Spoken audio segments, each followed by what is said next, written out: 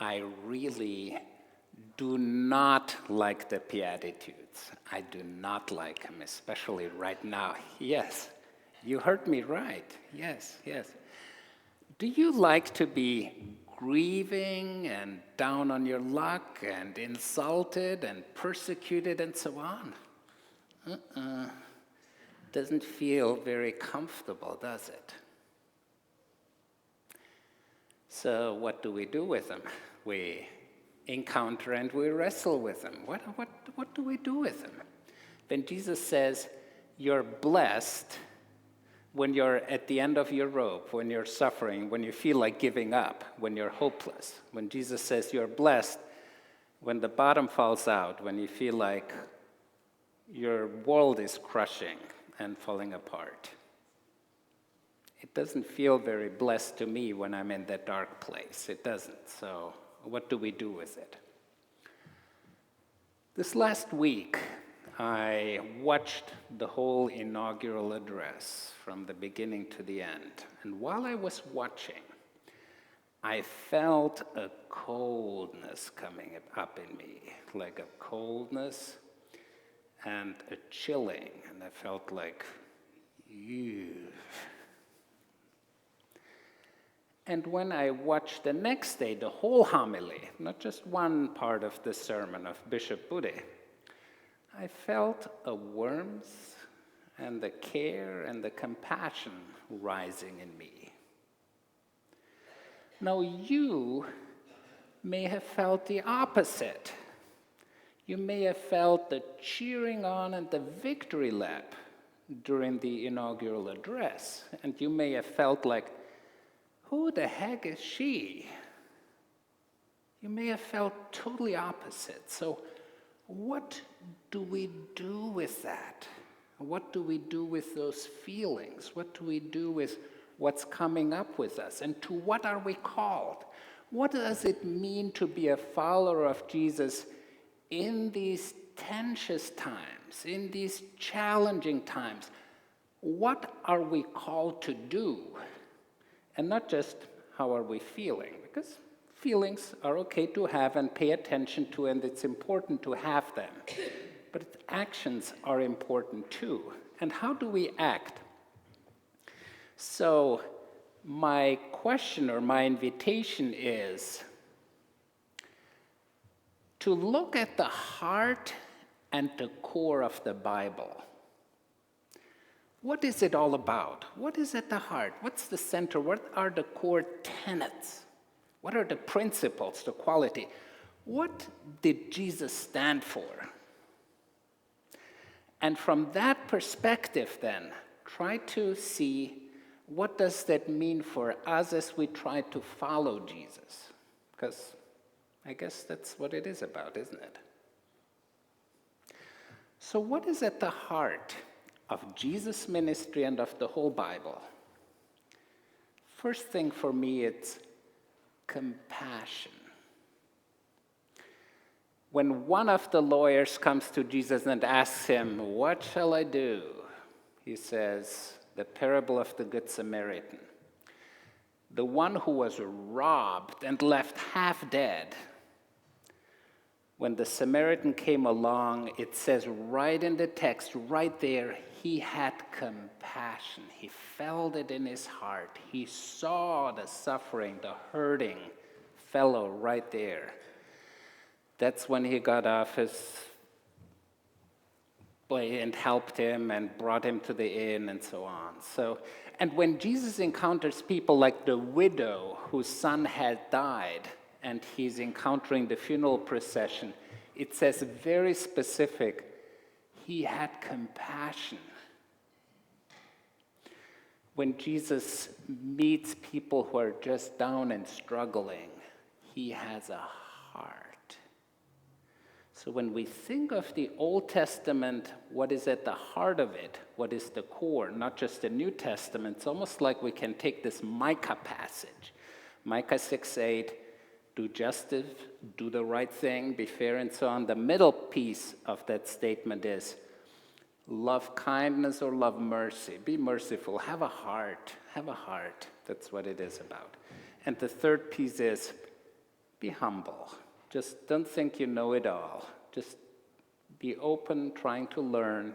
You don't get it all, and I do not get it all. So just be in that place of questioning, of searching, of being curious, and of always willing and open to understand more.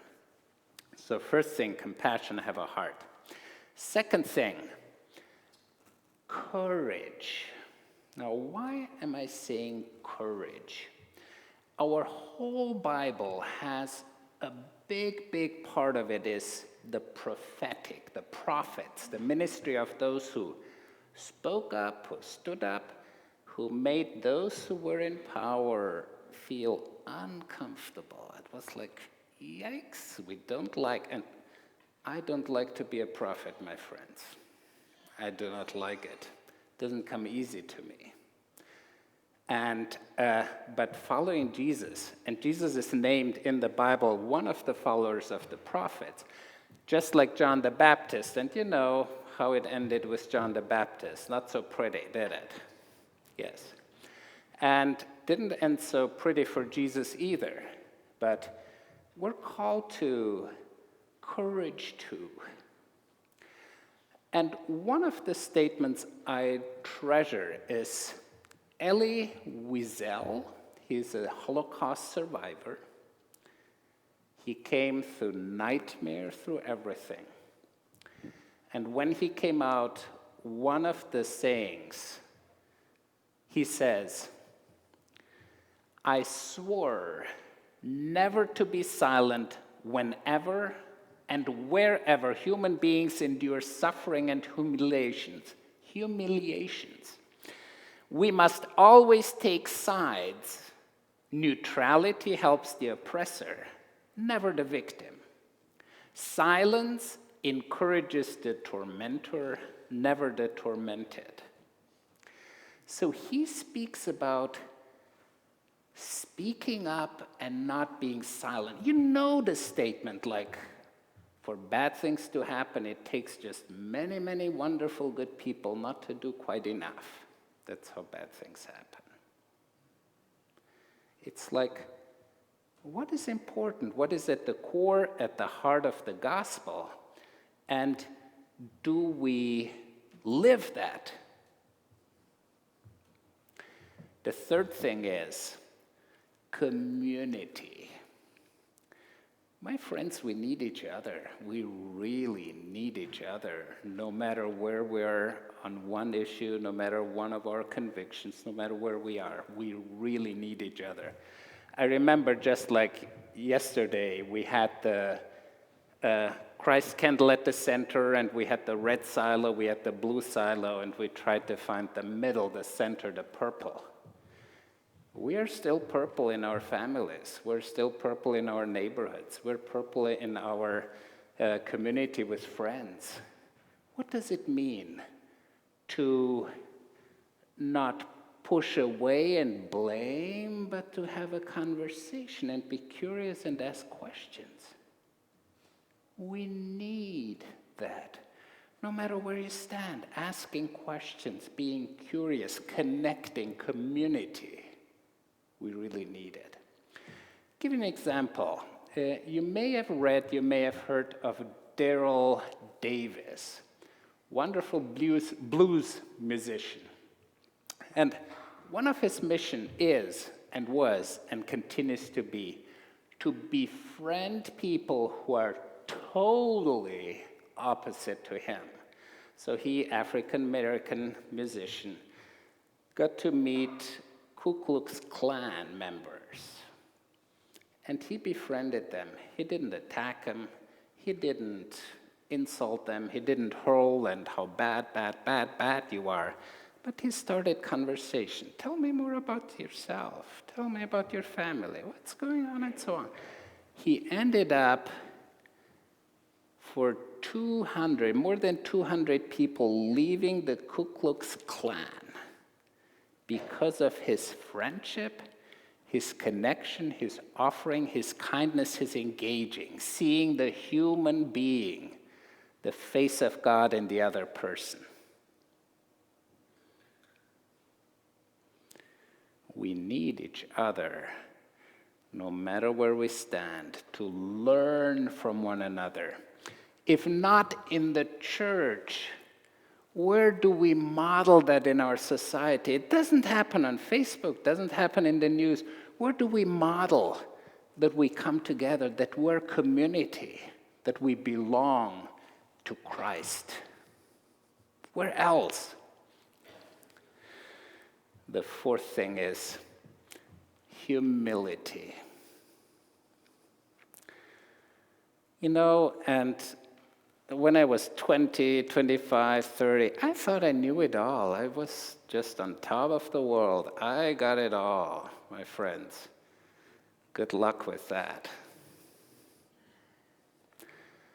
The more I think I know, the more I'm missing what it really is about. Actually, in all of spirituality, there is a movement that's called via negativa, so the way of unknowing.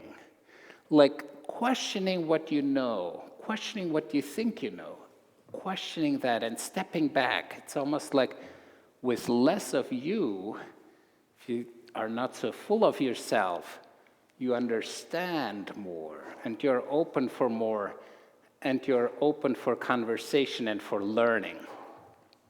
And I think maturity, really being mature and growing into that, means we can hold opposite views at the same time without having to be either in one camp or fully in the other camp, on opposites, that we can understand one point, one person and all, can understand another one, and we can move on that spectrum and are not tied down and rooted and hell or high water, whatever, having to be in the camp, in the fighting, the battle.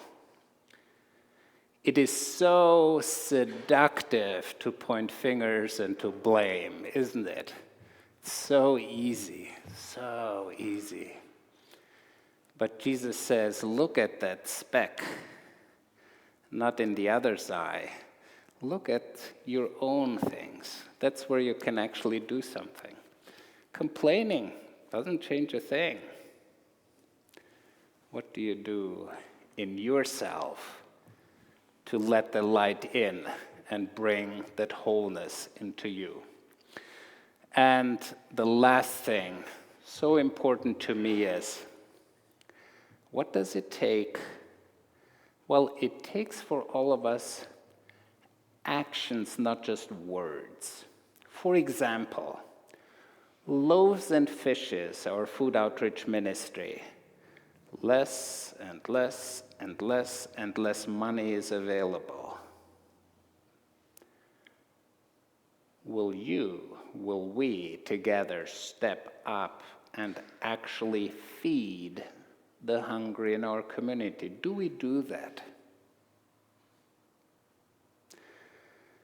The LGBTQ plus community,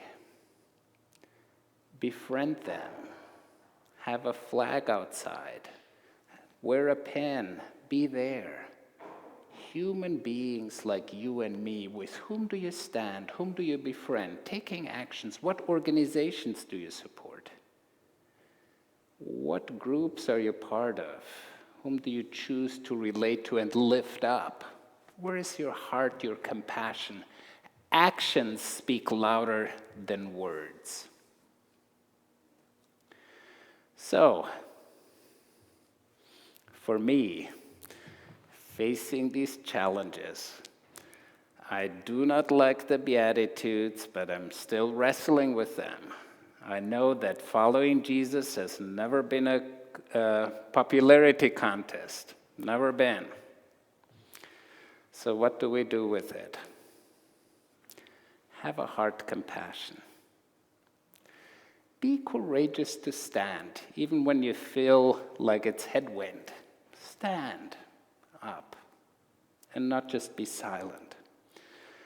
Community, look for community to connect with people. Humility, just know you do not know it all, I do not know it all. So with that humility of trying to learn and connect, and the last thing, action, my friend. It's not about leaning back and complaining, has never been. It's about what will you do about it? It's so much better to light a candle than to curse the darkness.